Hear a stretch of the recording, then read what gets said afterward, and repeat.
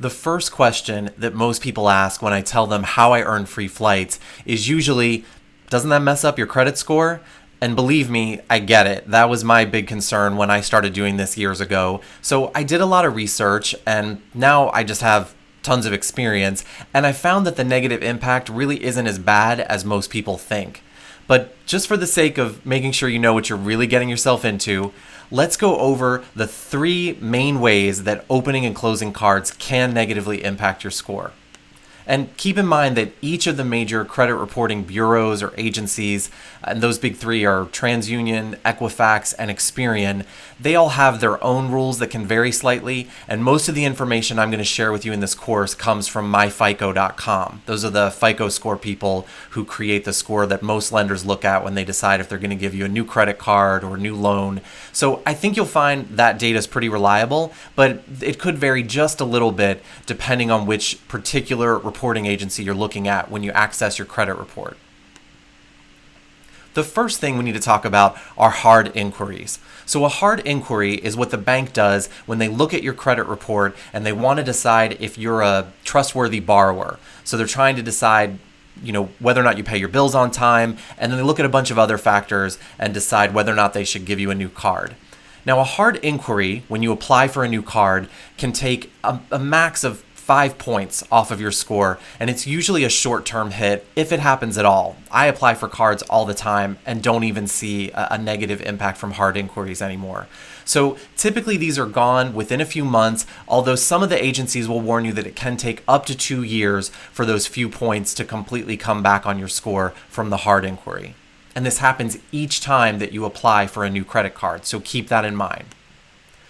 Also, when you open new accounts, you're decreasing the average age of all your total credit accounts. So this can impact about 15% of your total credit score max. But keep in mind, that doesn't mean that opening a new account is going to drop your score by 15%. It just means that the way that credit bureaus calculate your trustworthiness is determined by how many accounts you have open and how long they've been open total. And they like to see people with lots of long credit history.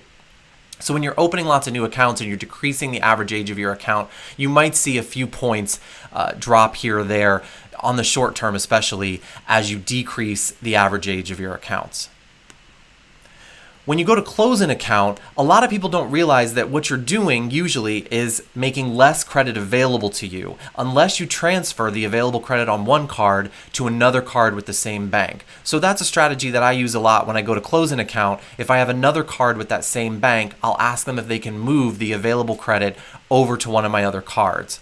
But keep in mind, as long as you have a couple credit cards open at all times and you have decent limits on those cards, unless you're closing the one credit card that you've had forever that has all of your available credit on it, you're probably not going to see a huge drop in your score. I mean, it might be a few points, maybe 10 or 15 points max if you were doing something really risky, like taking an account that you had a $40,000 limit on and suddenly closing that with only one other sad little credit card that had a couple $1,000 limit on it.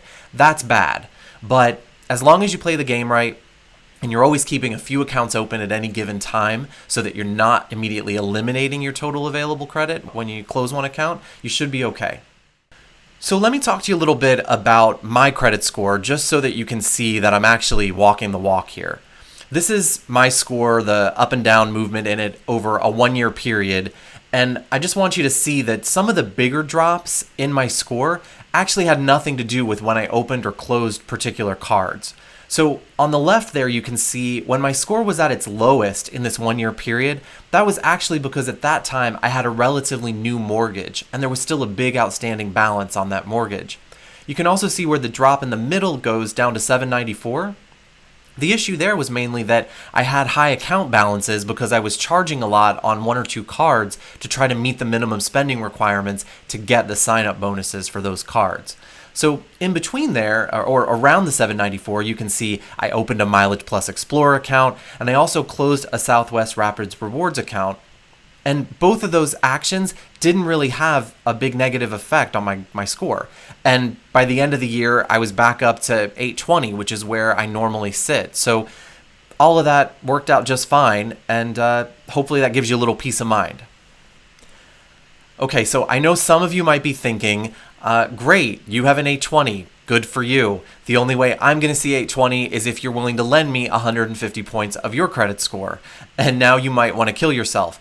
Don't do that. It's going to be okay, I promise. What you're going to find out as I go through some of the other lessons in this course is that to get approved for these cards, you really don't need perfect credit. And some of them go as low as like the low 600s. If you have a score in the 600s, there are several cards that you should be able to get approved for.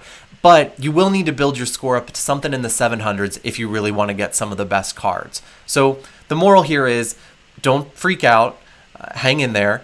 You might have to start simple. You might have more limited options if your score is, say, in the mid 600s, but you can still do this strategy. You just need to be smart with your credit and keep building it over time.